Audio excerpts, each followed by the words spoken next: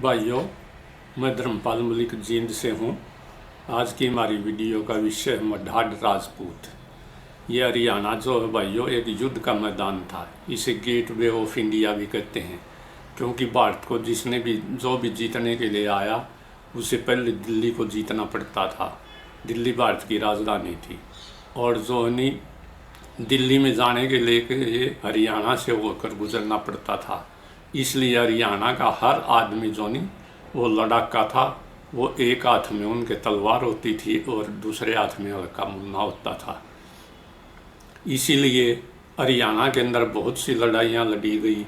जैसे त्रावड़ी की लड़ाई 1191 में पृथ्वीराज चौहान और मोहम्मद गौरी के मध्य लड़ी गई। जो 1191 में पृथ्वीराज जीत गया। 1192 में फिर त्रावड़ी के मैदान में लड़ी गई, जिसमें मोहम्मद गौरी जीत गया और दिल्ली पर जो मुसलमानों का राज्य कायम हो गया। इसी प्रकार से पानीपत के तीनों युद्ध भी चाहे वो 1526 का बाबर और इब्राहिम लोदी के मध्य था, चाहे 1556 का अकबर और हेमू के मध्य, चाहे 1761 का मराठों और अहमद शाह अब्दाली के मध्य, ये तीनों जो है प्रसिद्ध लड़ाइयाँ हिंदुस्तान की और जो हरियाणा के अंदर पानीपत के अंदर लड़ी गई।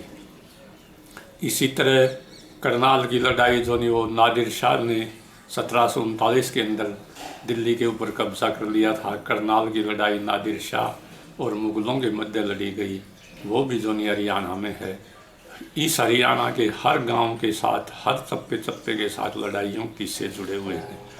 1947 के अंदर हरियाणा की आबादी के अंदर लगभग 25% जाट थे और 20% जो वो रांगड़ राजपूत थे। इन 20% में से 14% जो मुसलमान राजपूत थे, जिनको रांगड़ कहते थे, और 6% हिंदू राजपूत थे। यह राजपूतों के लगभग 70-75% पड़ते थे। रांगड़ राजपूतों के जो वो बहुत से गोत्र थे और इनके अपने अलग अलग इलाके थे। जैसे दिल्ली के आसपास तोमर राजपूत थे। तोमर, तंवर और तुरेती है। इनमें से तोमर में से आगे निकलकर तंवर जाटू, सतरोला, तंवर रागू ये निकल गए। तो इनका इलाका जो अस्सी के आसपास था, भिवानी से लेकर अगरवा तक तोमर जाटों का इलाका था। उनके रिश्तेदार पंवार राजपूत थे, जिनको जो दादरी से लेकर गुवाना तक का इलाका दहेज में मिला था। इस कलानौर जो उनका सबसे बड़ा गांव था और जो वो कलानौर के पास उनके 12 गांव रांगड़ राजपूतों के थे और हिंदू राजपूत पंवार राजपूतों के भी अनेक गांव थे। इसी तरह भट्टी राजपूत थे, जो वो सिरसा में थे, सिरसा और फतेहबाद में। चौहान राजपूत थे, वो करनाल और अम्बाला में थे, जिनका बड़ा गांव जुंडला था।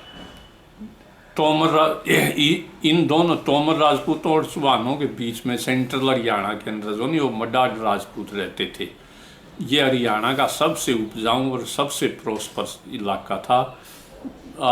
मडाड राजपूत जो यहाँ चंदेल राजपूतों का रहकर उन्होंने हरियाणा के अंदर अपना निवास किया था।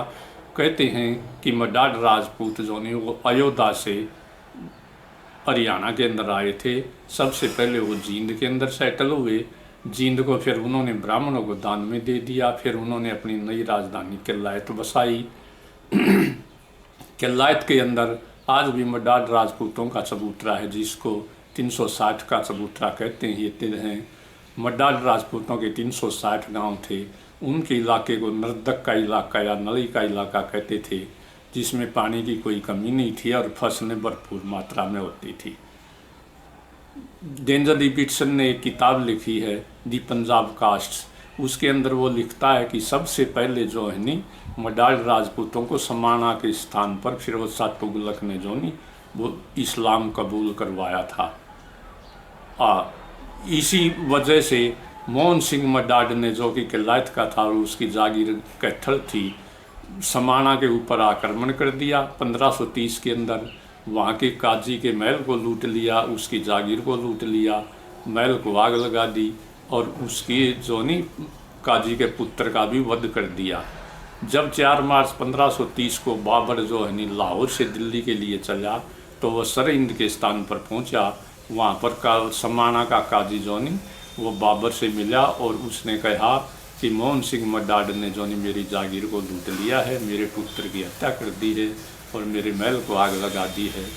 इसलिए बाबर ने जो है नी अली कुली हमदानी को जो है नी 3000 सैनिक देकर कैथल भेजा। लेकिन देखते ही देखते मडाड राजपूतों ने 3 घंटे के अंदर ही मुग़ल सेना को पीट दिया। लगभग 2000 मुग़ल सैनिक मारे गए और बड़ी मुश्किल से 1000 बचकर जो नहीं 1000 बचकर वापिस सरह हिंद पहुँचे। तब बाबर को बड़ा गुस्सा आया और उसने अपने प्रसिद्ध सेनापतियों तरसेम बेग, नौरंग बेग, अली कुली खान उनको 6000 सैनिक देकर दोबारा कैथल के ऊपर अटैक करने के लिए भेजा। इस बार मोहन सिंह मडाड की हार हुई, उसे पकड़कर दिल्ली ले जाया गया। उसे इस्लाम कबूल करने के लिए कहा गया, लेकिन मोहन सिंह मडाड ने इनकार कर दिया। इसलिए उसकी बेरहमी से हत्या कर दी गई और मडाडों के सिरों को काटकर उनके सिरों से मीनार बनाया गया।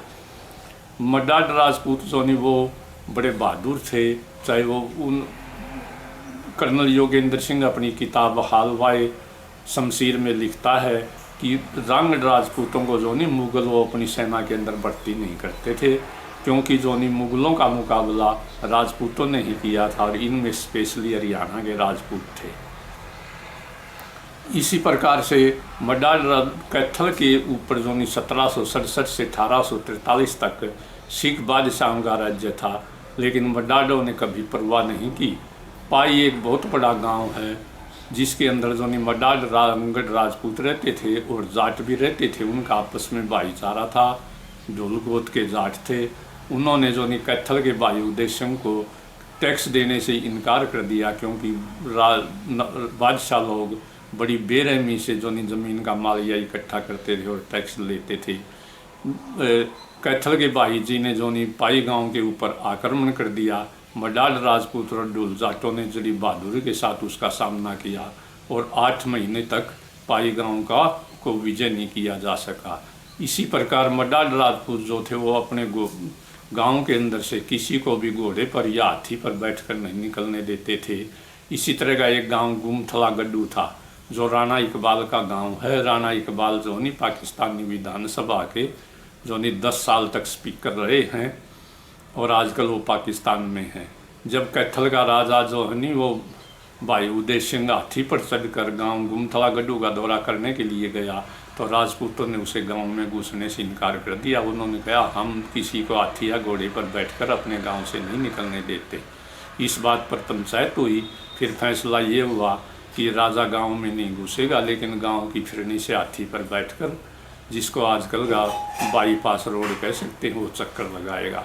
ऐसे थे मडाड राजपूत। उसके बाद ये सारी घटनाएं ऐसा नहीं कैथल करनाल डिस्ट्रिक्ट के गजटियर के अंदर लिखा गया पाई गांव का जिक्र। इसी प्रकार से मडाड राजपूतों ने के बहुत बड़े बड़े गांव थे। उन्होंने कलायत के बाद अपना जो नहीं अक्षेत्र को करनाल में असंध उनका गढ़ था, जींद में स्फीदो उनका गढ़ था। जींद के पास मुआना सिंगाना बहुत बड़े गांव हैं जो मडाड राजपूतों के थे। 1530 की लड़ाई के अंदर मुआना गांव का भी एक राजपूत शहीद हो गया था और उसकी बेगम जो नहीं उसके साथ ही सती हो गई थी। इसलिए आज भी गांव में सती माता का मंदिर है और दुल्हन ने जो है नहीं वो सती माता की शादी में पूजा करती हैं। तो मडाडों का ये पूरा इलाका था। उसके बाद मडाडों ने अपने इलाके का और विस्तार किया। गरोंडा भी उनका केंद्र बन गया। मडाडों के अनेक गांव थे, जलमाना, सिंगाना, मूनक। अब असंध की घटना है। असंध के लोगों ने 1857 के अंदर विद्रोह कर दिया और अंग्रेज़ों के खिलाफ, क्योंकि अंग्रेज़ टैक्स बहुत लोग ज़्यादा लेते थे। 28 जून 1857 को असंध के अंदर एक किला था और किले में एक थाना था।